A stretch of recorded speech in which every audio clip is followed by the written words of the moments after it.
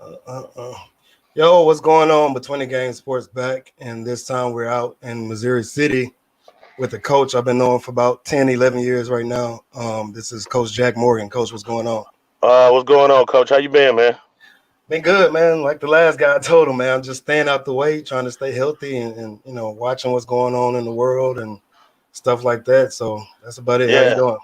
man, I'm good. Staying out the way, drinking lots of water. Yeah, Yeah. uh, you know, this heat is absolutely crazy. So just staying low and staying out the way, Coach. That's about it.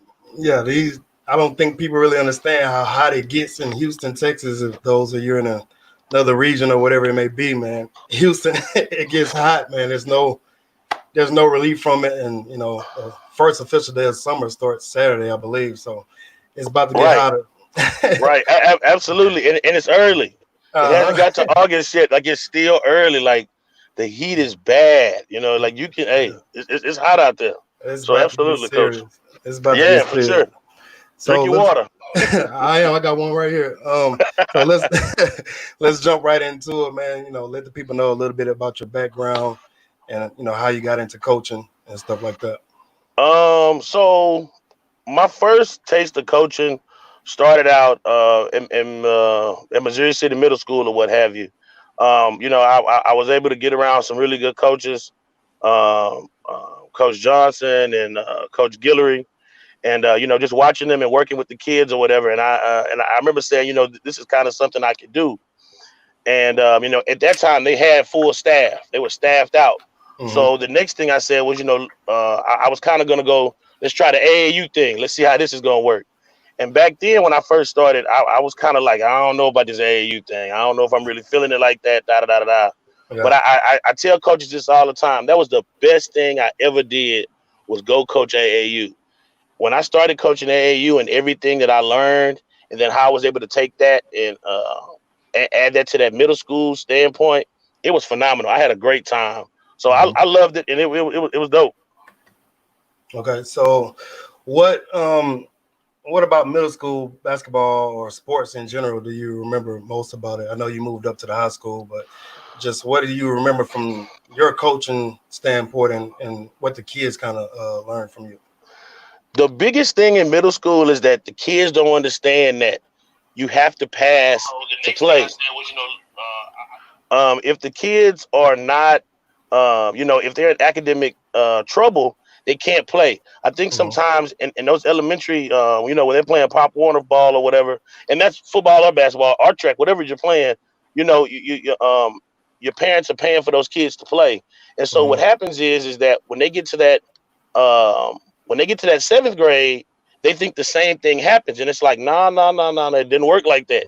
Like you have Mhm. to be passing these classes. You have to be doing not just passing. You need to be doing well to make Uh-huh. it to the field or to make it to the court or do whatever you want to do athletically. And I think that's where you really start to see that maturity and grow in a lot of those kids because some of them don't get it, but some of them Mhm. do. And that's that beautiful piece because now you get to see how much you tie in that academic piece with that athletic piece. So Well, that for me that was the best part. yeah, they have to understand. Middle school is easy. I know when I was growing up, it was easy, but uh, they a lot of kids don't really understand the no pass, no play rule. Even some parents don't really understand that sometimes, and you kind of got to break it down to them and let them know, hey, you're a student first, and then you're an athlete. And Right. so, go ahead. Yeah. No, no. So I didn't mean to cut you off. Yeah, No, you good. absolutely. And so now you have these cutoff dates, right? Hmm. So I don't have the paper in front of me, but like so you'll have a kid that's taking a class. It's taking all those classes, and he may not be or she may not be passing math, whatever, right? And so they can play the first three games. So they'll Hmm. say, okay, I'm good. I'm eligible. Now Hmm. the eligible date is in 2 weeks. Hmm. If you're not passing by the 2 weeks, the other three games that you played were fine. But if you're not passing by that fourth or fifth week, you're done for the season, or you can't come back until December. No, but coach, I was passing T1 or I was passing the grading period. Nah, it doesn't work like that. I think a lot of kids and parents have that misconception that if they're passing at this moment, then it makes them eligible. Nah, that eligibility is key. I tell all Hmm. those parents, pay attention to the eligibility piece of paper and stay on top of your books. If you work hard early, you can float the rest of the year. Mhm. What I know you coach basketball, and Right. Yeah. then you coach track, and I think you do some football. Right. Um, Absolutely. what parallels do you see that goes on with track, or unforeseen parallels that you see with track and basketball?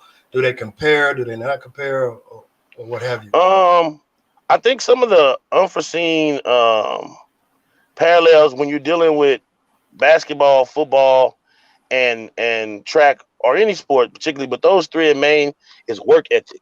Hmm. You have to work, and I think a lot of the times, whether you're middle school or high school, you think it just falls out the sky, and it really, really doesn't. Like you really have to put in that time. If you're not putting it in, then you're not going to perform as well as you think you should, or as well as you could perform. Hmm. Um, and I think as with the internet and YouTube and other things we have going on, there's numerous outlets you have to kind of, working on different drills and things like that. So that parallel piece is at work ethic, I think. Okay, that you talk about work ethic, and there's a lot of stuff that goes on, especially nowadays with the ranking stuff. Do you see any kids like that struggle with that? Like, man, when I was in the ninth grade, I was this and this and that. And then by the time I get to the 11th grade, such and such has caught up with me. And I don't think kids really understand that just because you were at some point when you were younger, don't mean that other kids are not getting better. Do you notice that kids struggle with that kind of situation? Yeah, absolutely. So a lot of the times you'll see kids, like in the eighth grade, they'll be ranked real high, Mm-hmm. top 20, top 20, top 10, maybe top 50, whatever. And then they'll come to ninth grade and they're just like, oh my God, I didn't know it was like this. Mm-hmm. And they had that hard time of transitioning because they'll think because I was ranked in the eighth grade that I'm automatically going to varsity. And it's like, Mm-hmm. nah, it does not work like that. Not even the biggest piece of it in transition, and I'm sure you're aware of this as well, is the speed of the game. Oh yeah. It's so Mm-hmm. much faster in high school than anything you've done. You know what I mean? So they'll Uh-huh. be like, hey, I was top 5, I was top 10, I'm ranked in the state, and they get to the high school and all they're doing is just the whole time. Like they're not Mm-hmm. they trying to keep up. And so what I like to do and what I tell parents is, hey, look, don't put too much into these rankings. Mm-hmm. Let the kid grow. He has to grow, or she has to grow physically and mentally into themselves. Don't get into a situation where you're gassing somebody up, or you're not giving them that maturity time. Maturity is key Mm-hmm. in sports. Like they have to grow up physically, but also mentally. Mm-hmm. It can be tasking on the body, and so if you're not getting proper rest, and you have to study, like it's a lot of different elements come into it. So sometimes those rankings, in my opinion, can be a little shaky. Yeah, it can hurt them, but it's good for the kid's ego. And then I heard you speak about the speed of the game, and that was my biggest thing when I was in high school. I was very talented. I was very skilled. I was a bigger kid, so I had to be skilled. I wasn't as quick as everybody else. But when I used to play in scrimmage against varsity, the physicality and then just the speed, it was just like unbelievable. But I held my own. But it is what it is. But I hope kids really understand that dynamic of going from the eighth grade and just the ninth grade. Even when you go into the ninth grade, you're not going to the school the same. You're not going to the school with the same kids that you played with at your middle school. Sometimes you got to understand that another kid might be coming in. You never seen this kid before, and he knows a little bit more. He might be a little more skilled, and I think parents don't really understand that sometimes as well. So when you have those type of situations, uh, you know, parents always want to ask about playing time. How do you? It's always about playing time, man. It's never about winning sometimes for the most part, but it's always about playing time. How do you handle that talk when you have those situations about playing time? A great coach once told me, I have no control over it. I control nothing. The only Mm-hmm. thing the player controls is your time. Mm-hmm. If you're busting your butt in practice, you will get that time. If you're I constantly have talks with parents, just in general, about what it has to look like in practice in order for you to make it in the game. You know, a lot of the times they don't understand that the little things is what matters. It's how you finishing those layups, how you making that tackle, how you running out that drill. Those are the little things that those coaches see that we see, and we say, "Hey, this kid is ready," or "This kid is leaving it all out there." And I think when you're dealing with playing time, listen, have you been putting the time in practice?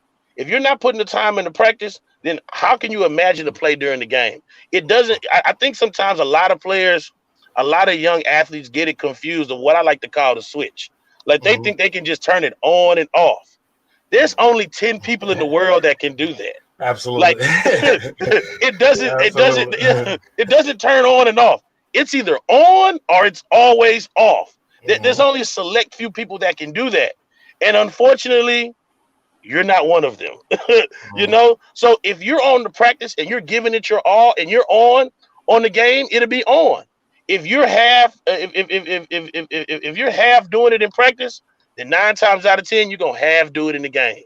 You know, and my philosophy has always been, hey, let's just run them till they tired, and then we can start coaching. Because I've always felt like mentally, the ones that are able to learn when they're tired are the ones that can benefit and really take advantage when it comes to these, you know, when it comes to these games. So, you know, when it comes to that playing time piece, you got to grind, man. It's a grind, and you have to grind and take one day at a time. Yeah, I really hope parents are listening and trying to get an understanding of what you're saying. When I'm coaching, I always try to invite parents to come to practice, or not even coming to practice, just stand in the door and not let your presence be known, and just watch your kid and see what he's doing. I had my high school coach used to always say, if you cheat me now, you'll cheat me in the game.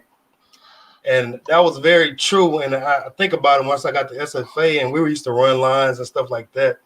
And you had guys that's kind of cutting corners or barely putting their foot on the line. But we had a dude by the name of Josh Alexander. You know who he is. Yeah. I remember Joshy. This dude would go, we were running lines and he would go touch the wall instead of touching the line and then come back and then do the running. But he would touch the wall every time. And you could tell the level, like he was, the dude was incredible. He was a conference player of the year for that kind of reason. Like he put in the extra work, and coaches notice that stuff. I really wish parents would understand. Like coaches have favorites. Is that me or you? I don't know. I don't think it's me. But go ahead. Every coach has a favorite, but every coach likes every player on the team, or they wouldn't be on the team. So I just want parents to understand that playing time is earned. Yeah, absolutely. Playing time is earned. It's definitely not given. And I would suggest any parent that may be apprehensive about their child playing or some things they have going on, like you said, just stop by the practice. Come check it out. Don't say nothing. Don't just come and watch your child. Don't say nothing. Just come and look. And you tell me if you think they deserve more time. You tell me. And usually that answers all of the questions. So I'm with you 100%. I'm with you 100%, no doubt. Gotcha. You spoke on your philosophy a little bit about running them until they're tired. And I like that too. And you know, when you're tired, that's when you make mistakes. But if you learn how to be tired in practice, it kind of carries over. So now you can think about it. It's more of a thinking game once you become tired. So what other part of your coaching philosophy that you like to talk about? For me, I always like chaos, right? So the way I like to do is full court press. We're gonna run. We're trapping in the corners. We're going to try to wear you down. We want to put you in a situation where you're starting to make turnovers. I've always believed, and I always say, if we lose a game, it wasn't because I was out coached. It's because you guys weren't in shape. And I like to trap, come off that ball. I like to put you in a situation where they have to start thinking and creating turnovers and get layups. That's one of my hugest big philosophy. I've always believed if you're in shape, you'll make it to the fourth. Take it out of the ref hands, take the game away from the refs, and let's try to, do as best as you can, put the points up, do what you have to do, play defense, move your feet, slide, all the little things and all those little nuances. And that's something I've always loved. In my mind, when I watch basketball, it looks like a graph sheet to me, like with these little bitty squares. And so when I'm watching the players and I see the way that they're moving their feet, the way that they have their arms, their body language, I think that's key. And that's another big thing. And I just popped in my head. A student's body language during practice and in the games. That's key. That's huge. Whether you're winning or losing, if your body language is bad, that says a lot about that player. And, you know, a lot of those young kids have to understand that. Yeah, you say that, and one of my favorite things when I tell kids is don't be a front runner. Yeah. When we're up big and, you know, we're winning, everybody's cheering and yelling Towel for each other. waving, yeah. But when you're losing, you got to have that same energy because it carries over to the next game. You may come back and win that game or whatnot, but you can still transfer that positive energy over to the next game. So don't be a front runner, man. And it's hard. Trust me, it's hard, especially for younger kids, man. And because everybody wants to win. Nobody likes to lose. If you like to lose, you wouldn't play the game. So right. I'm glad you said that, and, you know, glad that's part of your coaching philosophy and stuff like that. What do you remember kind of being at the SFA games? What do you remember about those games a little bit? Man, I remember, like you said earlier, I was from that Josh Alexander area, that era. I'm sorry, that era. Yeah, he was a dog, man. I remember it was great times. It was fun. It was just, you know, just guys giving it their all. And I think, you know, I know here in Marshall, that's something we're trying to get back to.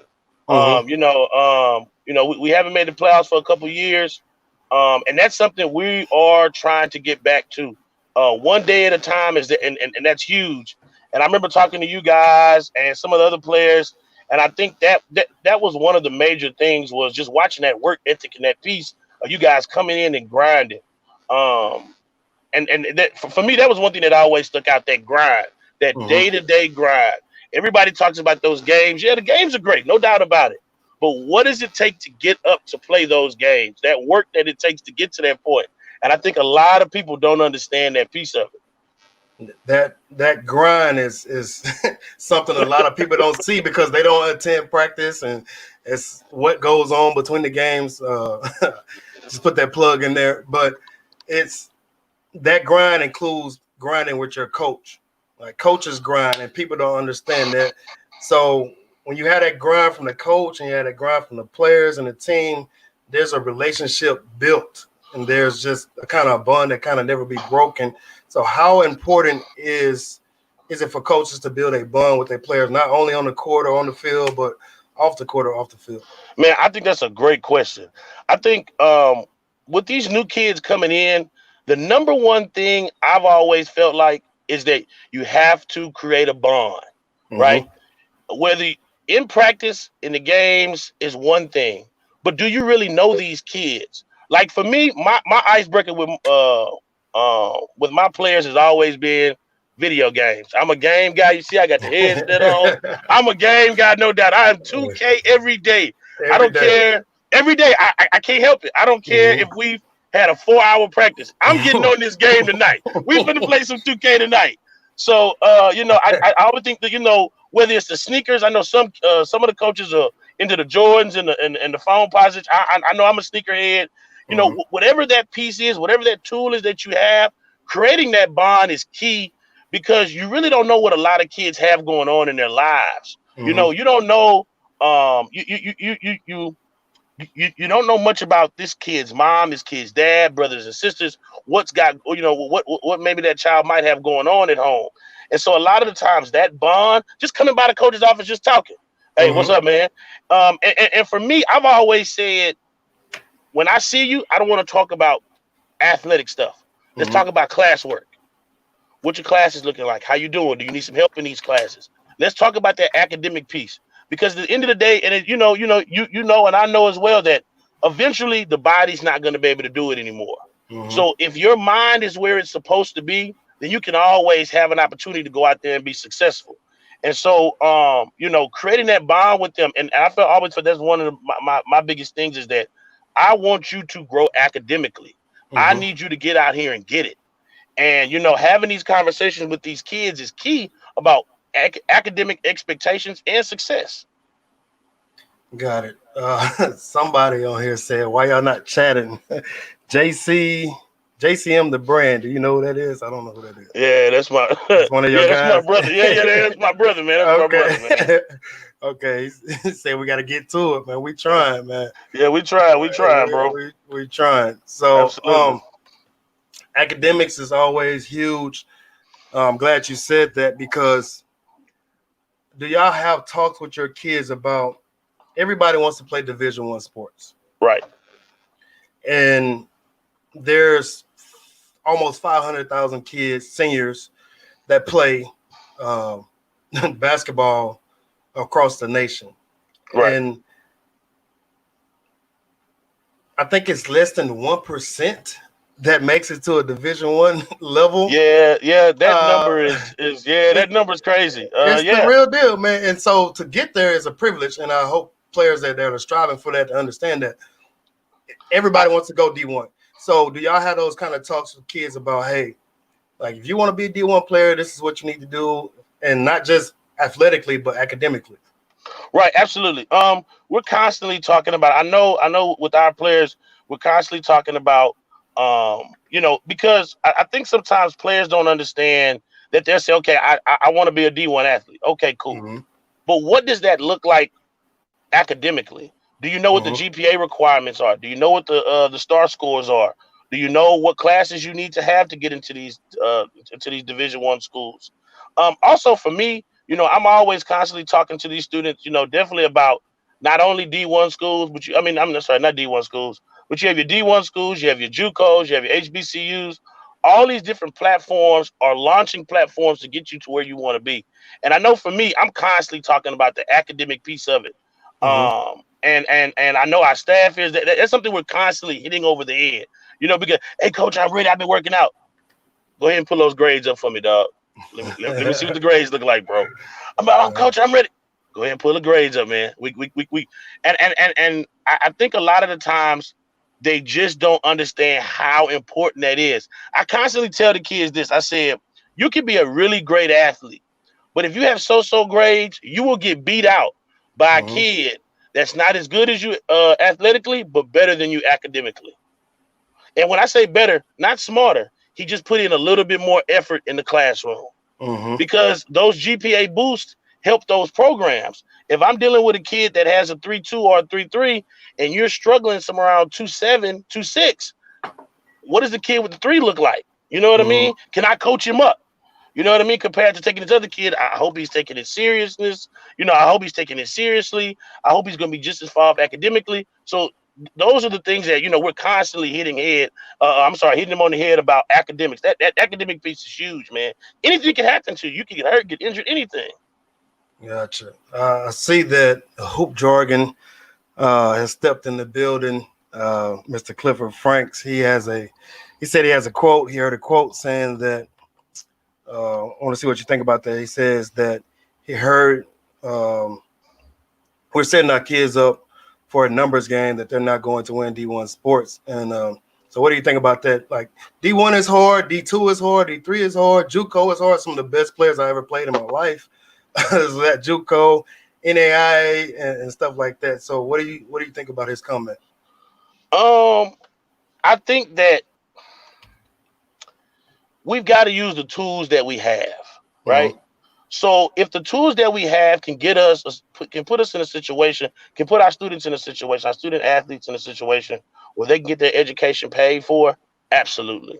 Mm-hmm. I think we all have to just be we all have to be real. We have to be realistic about our expectations and what we can and cannot do.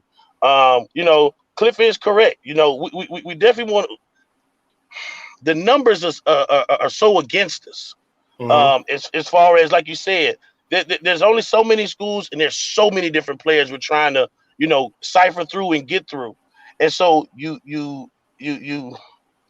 want to make sure that you're covering all your bases. You may want to make sure you're covering your bases academically and athletically. But if you have the opportunity to do it and you have the talent and the skill, go for it. Get school paid for. Get school paid for, and get that degree. That's the thing. Get that Yeah. degree. Don't just go to school and don't graduate. Graduate.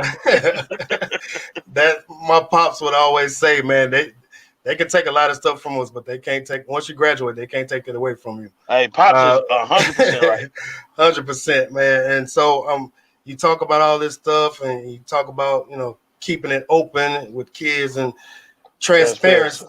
Transparency is the next thing. How important it is for coaches, for you to be transparent, and just not only you, but for other coaches to be transparent and be honest with these kids. I think transparency is the number one thing. I think when you're dealing with transparency, you know, that opens up a huge line of communication, right? Mm-hmm. So it gives us also an opportunity to say, okay, this is where you're starting at. What do you want your goals to be? What are our goals going to be? And I think sometimes as coaches, we're not always as transparent as we should be, because for whatever reason, I always like to try to pride myself on being honest. Like, hey, look, this is where you are right now. You haven't done nothing all summer. For an example, you haven't done nothing all summer, but you just gonna walk in here and you just think you just gonna go to this tryout and you know you're gonna make the squad. No. Let's be honest. Let's be transparent about the situation. I haven't seen you. I haven't heard from you. Now you're ready to jump out here. What are your goals? What are your academic goals going to be this year? You know what I mean? And so I think being transparent is huge, especially with these new players. They want to know what you're thinking, but you also want to know what they're thinking. I think that's huge. That's key. That's key to success on and off the court. Do you guys require you might have touched on this. Do you guys require your players to be transparent? Like, to be honest, like you said, you haven't worked out all summer. Don't come in here lying to me, because it's going to show. As far as conditioning and stuff like that. Go ahead. I do all the time. I say, man, don't lie to me. You can lie to yourself, but don't lie to me. You know, what have you been doing? What, you know, what's been going on? And I think, you know, you have to have that open door policy. You know, a lot of the times I think, you know, being a coach is also like being a parent, you know, and so you have to be able to be open and honest with these kids about what you're going to do, what the expectations are. And you say, hey, you know, I've had situations where I've had kids come in and say, hey, coach, you know, I've done X, Y, and Z, and I didn't do A, B, and C. All right, cool. What can we do to get you where you need to be? Or I've had kids say, you know, I had a situation where a kid was playing football and basketball, and he was like, hey, coach, look, I want to play college ball. And I said, hey, let's look at it. Let's look at the numbers. Height-wise, you're this. Academically, you're that. In order to get where you want to go, this is where we need you to be. We can't control your height. We can't control your speed. What we can control is your academics and your work ethic. Let's see what we can do. Hey, coach, I appreciate that. And that's all you know, that I think that's the biggest thing. Let's not set the kids up for failure. Let's be transparent and be honest with them. And I think that's huge. You have to be, because if nobody tells them, then they never figure it out. And then by the time they figure it out, they're 18, 19 years old, and now they're living in the real world. And the real world is a grim. It's tough out there if you're not sure what you want to do. Got it. I see. Mr. Hoop Jargon said again. He said, "I think it's important to let our young men know what the level is. They really think D1 is just handing out scholarships." And he said he did too. And I was a one-year letterman. Luckily, I was very athletic, and I grew to be 6'7", and I worked out. But I thought I was going. Me and Cliff was the same height in the 9th grade. Listen, Cliff is 6'7", man. Yeah. Cliff, your struggle is different than everybody's struggle, bro. But he wasn't tall. Like he said, he was a 1-year varsity player, and Cliff was he learned how to be honest with himself, I guess you can say. He figured it out after high school. But again, me and Cliff was the same height in 9th grade. We lived in the same neighborhood, and I didn't even notice his growth spurt. And it's just like, we played summer ball and everything. I didn't even notice his growth spurt, but he figured it out and he became honest with himself. I really like what he does when he's talking to kids. When he used to coach with his middle school group, he was very honest with those kids. He had, go ahead. Yeah, go ahead. No, go ahead. He had a couple of kids. A lot of those kids are in college and just about to graduate. He used to work with Royce Ham, that's at UT now. I think he's a senior, and he used to be straightforward and honest with him. And I appreciate him for being so open and transparent, like you said, with kids. And he said what you talked about being transparent. He said that's a great comment, and he really likes what you're doing.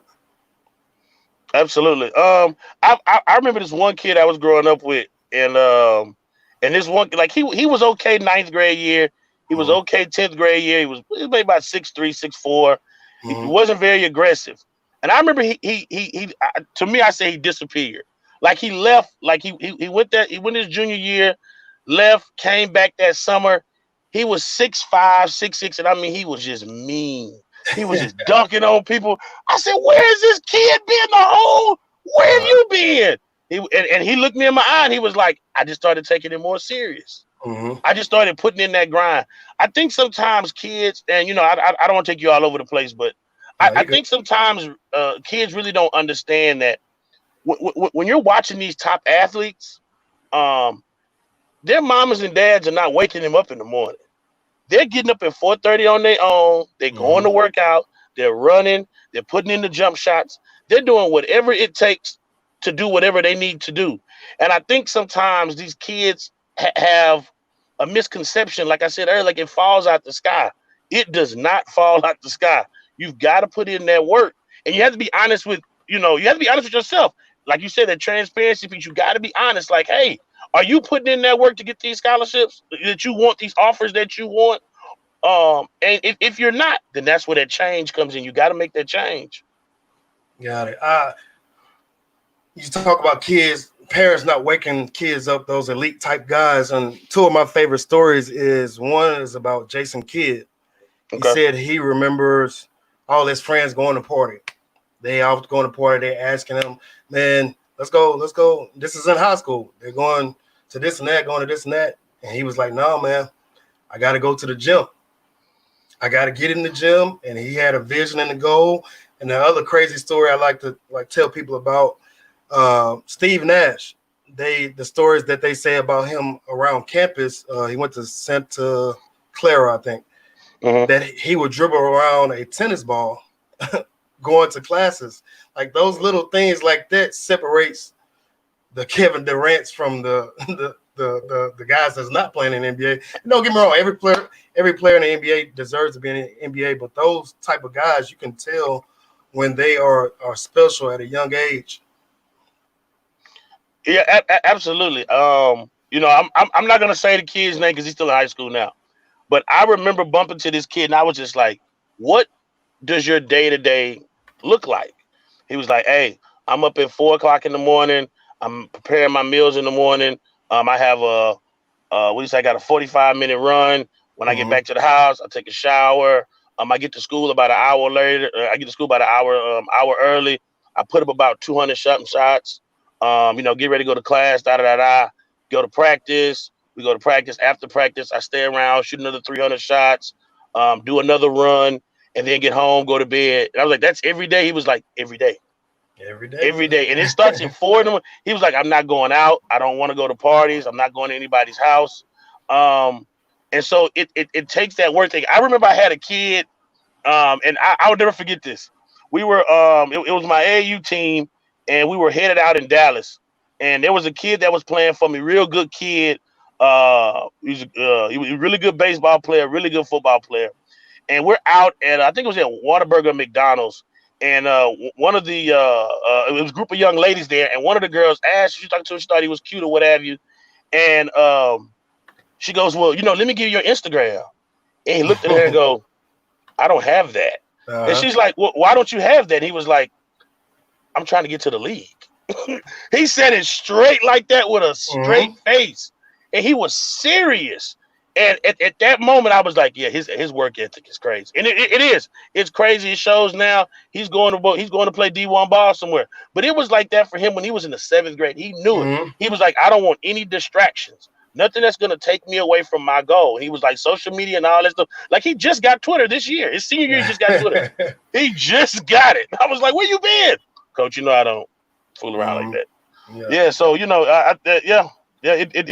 doesn't fall out the sky, man. That work ethic is key. It's a different mindset you got to have. And I thought I was a pretty good kid, basketball player, man. But When I got to SFA, man, I was playing with dudes that were, and SFA is a small school, still in For Falls. sure. People that don't know, it's a small Division One. And I was playing with guys that were JUCO All-Americans that Yep. were recruited by Duke and whatnot. An injury here, injury there might have changed their path. I played with two players from Louisiana that was state player of the year in their like I think it was 3A and 4A, I believe. Mhm. And these dudes were the real deal. And so just imagine getting to Duke or Carolina or UT or whatever it may be. It takes a hell of a effort, a hell of a grind, hell of a sacrifice to have that. Right. Yeah, go ahead. We're constantly talking about players about gears. We call it gears. You have to be able to have those gears. A lot of kids have maybe 1 to 3, 4 gears. When you get up to those elite cats that are really putting it in, they're hitting 6 and 7. And then those top tier guys are 9 and 10 gears, and they can just hit it and just go. And I think sometimes you have to push yourself to see how good you really can be. You know what I mean? And some of those kids just had that talent piece where it just comes together. But talent without work ethic ain't gonna get you nowhere. Nowhere. Mhm.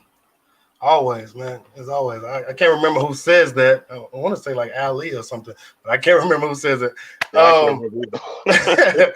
But you hear it all the time. And, coaches always repeat stuff, and it Right, is for what it sure. is. Yeah, for sure. So you're born and raised out of Mo City. For those that don't know, that's Missouri City, Texas. Yes, sir. Yes, It's sir. about how many miles from Houston? 20, maybe, It's about 20, about 25. Yeah, about 25. 20, 25. Yeah, about 25. So you're born and raised out there. You started coaching at the middle school, Yep. and then now you're at Fort Bend Marshall. Yes, sir. How important is it to you, or what does it mean to you to be able to coach in your hometown? Man, it's one of the greatest experiences. Like and maybe it's just me, but I Mm-hmm. really do love Missouri City. Like I wouldn't trade it for the world, the absolute world. I love being from the Mo. I love teaching there. I love coaching there. When I first got my opportunity to coach there at the middle school level, and then I got the opportunity to coach there at the high school level because at first when I first got there, I was working with the girls and coaching the girls, and that was Mm-hmm. just an amazing opportunity. And so now it's kind of crazy because I get to see the kids of people that I know. Like, hey, I know Mm-hmm. your mom. Hey, I know your I know your grandmother. Like, I know Yeah. all y'all. Yeah. And so it's an amazing feeling to see the kids visit the areas that you were visiting when you were a kid. I think Mm-hmm. I think it's an experience everyone should do one time in their life, Mm-hmm. giving back to their own personal community. You know what I mean?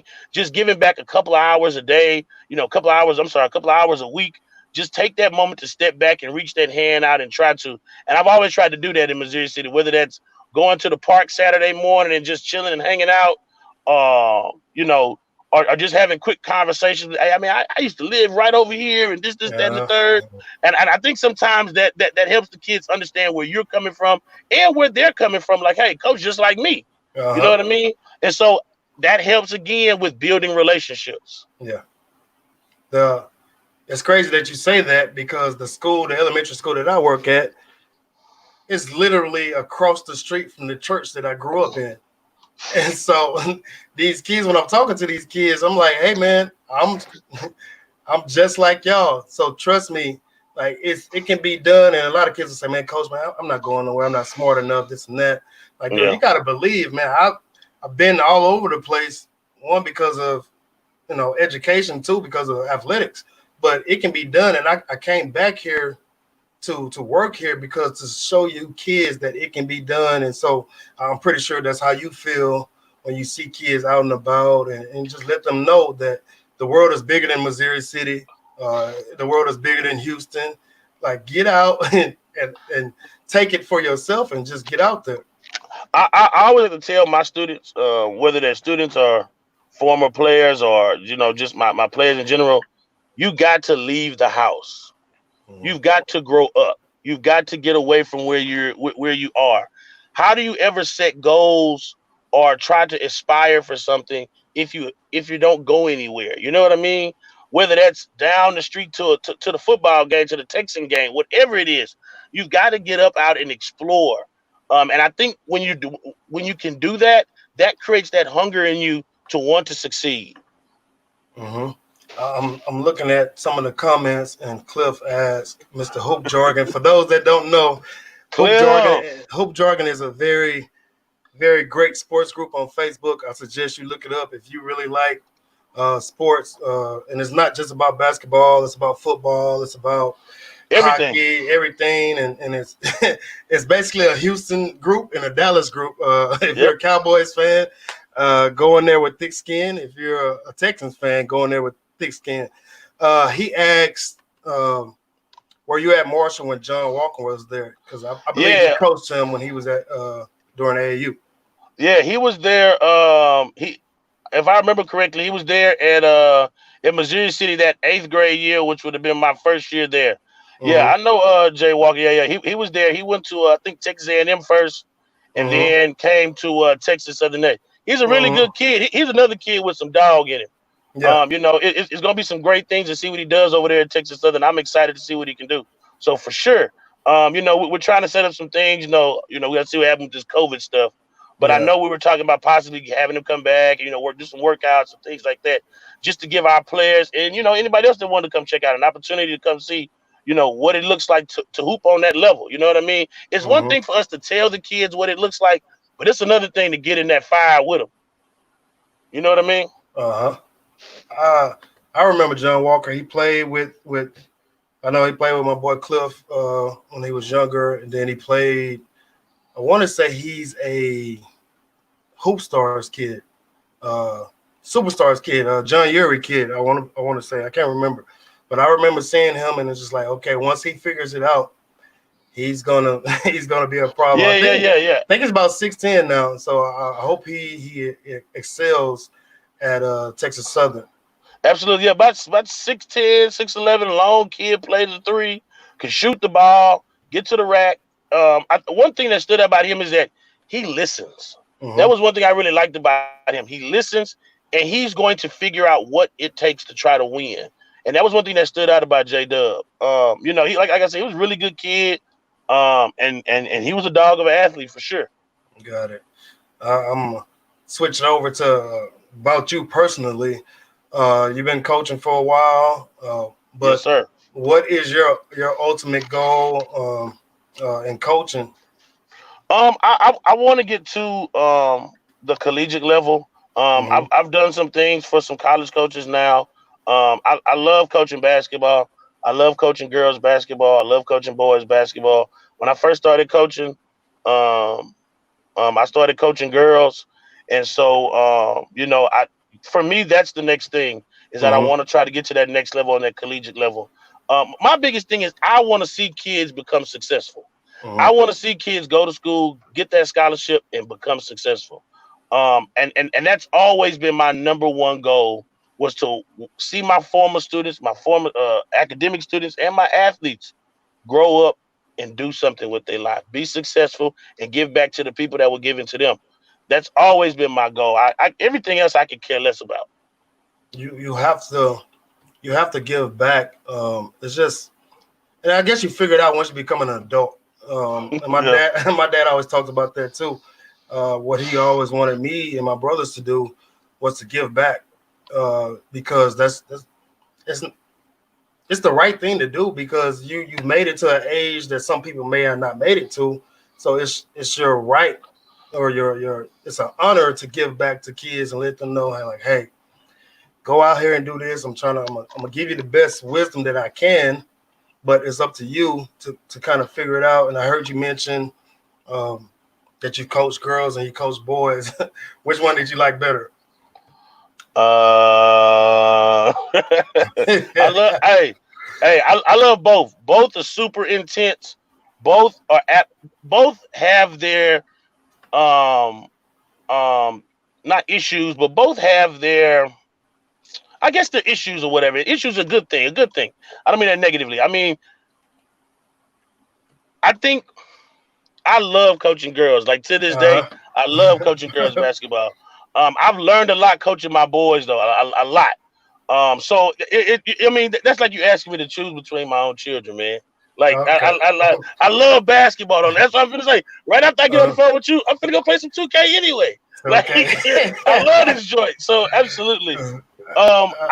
If I may go back for one thing, and my Go grandmother ahead. was an education or what have you. I Mhm. think sometimes, and like you said, we don't realize it until we're adults. One thing we have to realize is we don't always know what others sacrificed for us to be successful, right? Mhm. So for us to go back and help our students and help in our community, it's like you said, it's just our duty. And I think with the gifts that we've gotten from SFA and our ability to grow up and make certain decisions, it's absolutely amazing to reach back and help. And I think sometimes that is what's going to help change and shape our community. Mhm. I totally agree. And Cliff is on it, man. He made another comment. He Yeah, I said know. I see him. he coached girls, and that was the biggest test. For me, it took me years to go coach girls. And I just didn't know, like, could I be hard on them, this and that. But to be truthfully, I really enjoy coaching girls, man. They and it's wild. They seem to like lock in a little more. They want to learn a little more. And there's nothing wrong with boys, but boys have that bravado. Like once they get to about 10th grade, 11th grade, especially if they're on varsity, like, hey man, like I got it. I'm like, bro, I ain't been there, done that. I can still lace them up and get out there with you. So Right. don't get it twisted. But girls kind of, I don't know if it's a respect thing or how they're raised or whatever, but they kind of sit back and just kind of listen. But they're very mechanical. Absolutely. They're Very very mechanical. cerebral. They're Yeah. cerebral. I think when you're coaching girls, you have to have a great staff. That's Mm-hmm. one thing I learned. You can have a decent, good head coach, but if that staff isn't right, like if everyone's not on one accord, it can go into a disarray. When I was working with the girls, we had a really good staff. Um, and those girls are cerebral, man. They're not saying nothing, but they hear everything that you're saying, and Yeah. they're gonna bring it up if it don't make sense. They gonna question you about it. So I love, man. My best times coaching was coaching girls. I'm not gonna even Okay. front. I can't It's can't out front there. on it. It's out there. So you kind of touched on this earlier that you want kids to kind of be basically decent citizens. Right. I've asked every coach that's been on here, what is your biggest joy from coaching? What do you hope players learn from you? You kind of touched on that earlier. I think my biggest joy is watching them become successful adults. Mm-hmm. Um, it's not about the wins and losses. Wins and losses comes in so many different forms and fashions. I think watching them become successful is what I love to see watching those players do. Mm-hmm. Watching them grow up, watching them come back, watching them reach out and say, "Hey, I remember you when you were here, and now look at you." Absolutely. Um, and I think that's how you see everything come full circle. Got it. Um, that's just great to say, man. Like you hope kids you really hope when you're talking to kids and stuff like that, you really hope that they're listening, not like you're not just talking for any reason or just blowing smoke. Right. And so when you see those kids come back, especially to the school, and say, "Hey, man, this coach right here, he did everything for me. He gave me the best opportunities. He told it like it is." I think that's a great feeling. I'm pretty sure you have that feeling all the time when kids come back, and it just makes you smile, man. Man, absolutely. I love to hear when my students are doing well, Mm-hmm. making good decisions, especially when they say, "Hey, coach, you was right about that." Mm-hmm. Because that's that thing you can say, "Okay, I know it worked." So now you're going to make sure that of everything you do, you make sure you're going to reiterate that again, and hopefully it resonates with another child again.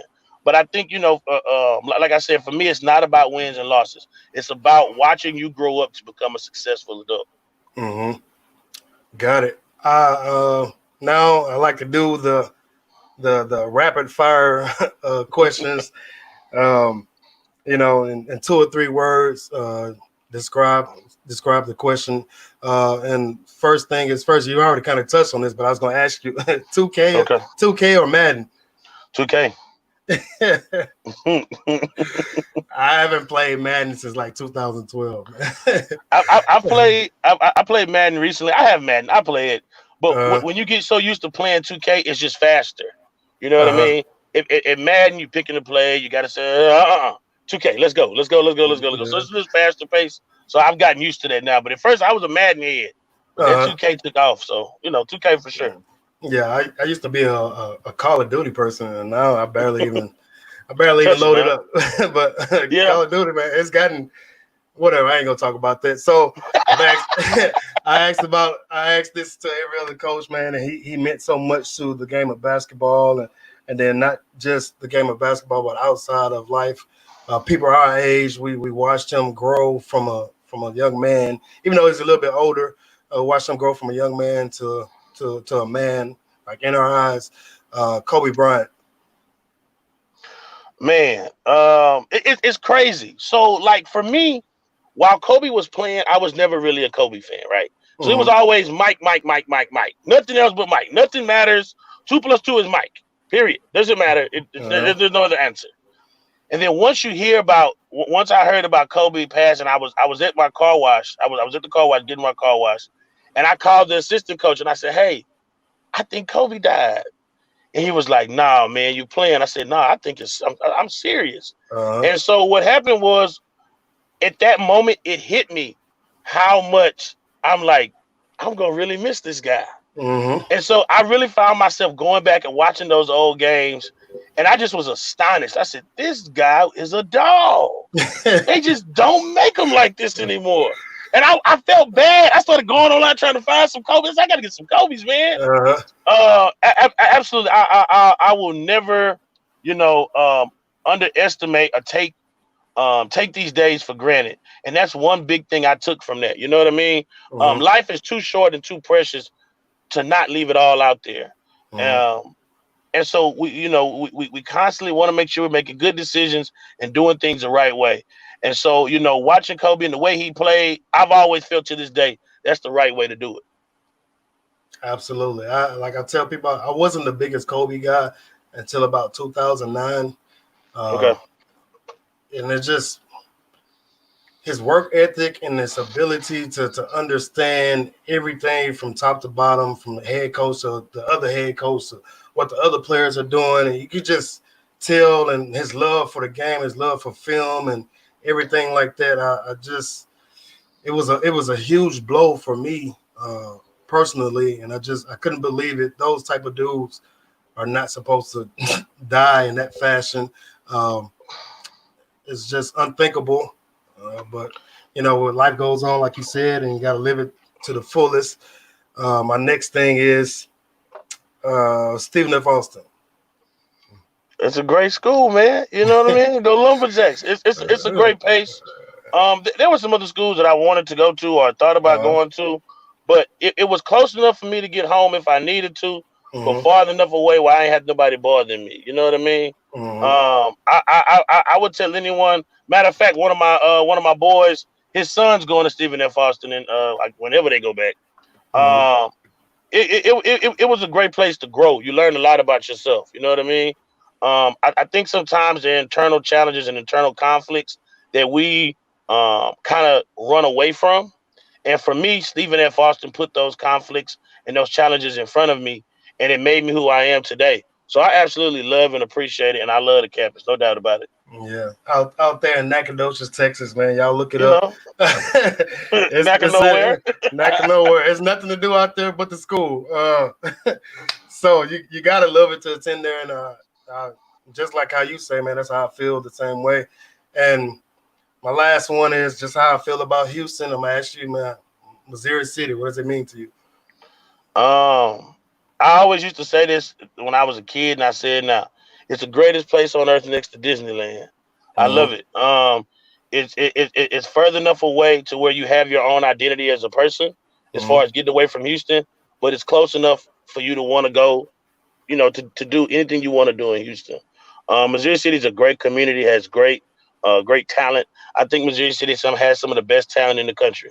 mm-hmm. Um, I think sometimes we kind of take ourselves for granted, but I truly do believe that in my heart of hearts is one of the best places to ever grow up in. I wouldn't take it back for anything. It's given me so much, and I'm constantly trying to I'm constantly trying to pay it forward and give it back to that community. So it's dear and true to my heart, no doubt about it. Already, you mentioned about some of the best athletes come out of Missouri City. You're at Fort Bend Oh Marshall. Lord, here you go. You're at Fort Bend Marshall, and I believe that y'all guys' track team is the best in the nation over the last 2 or 3 years. That's what they say. That's what they say. That's what they say. I seen some highlights of those dudes on that track team, and they out there getting it, man. And Absolutely, absolutely. so I really appreciate you coming in. Like I tell everybody else, time is very precious, man. It's something that you don't get back. And so for you to, give me your time, I really appreciate it. And whatever you got to say to the people that still watching, man, let them know. Absolutely. I think you have a great platform. Thank you for inviting me on here. We're definitely gonna do some other things together. I think if there was one thing I could leave with is that we always want to make sure that not only are we taking care of ourselves, but taking care of others. You know what I mean? That community outreach, helping, giving back. I think and like I said, this year was a little tough for me because you truly don't understand what kids are going through in their lives and day to day. Whether it's COVID or some of the other injustices that are taking place in this country right now, you got to be willing to give back and work with others and put in that work piece. Understood, man. And so, one last comment. I believe this is your brother. He says, "Kudos to you both. Good job, J.C. Morgan." If you want to holler at him real quick, Q Jack. Yeah. That's my dad. What up, Dad? Thanks, Dad. I appreciate it. Yeah, no doubt. Thanks, Dad. All right, people, man. We're gonna get out of here, man. Until next time. Peace. All right, peace.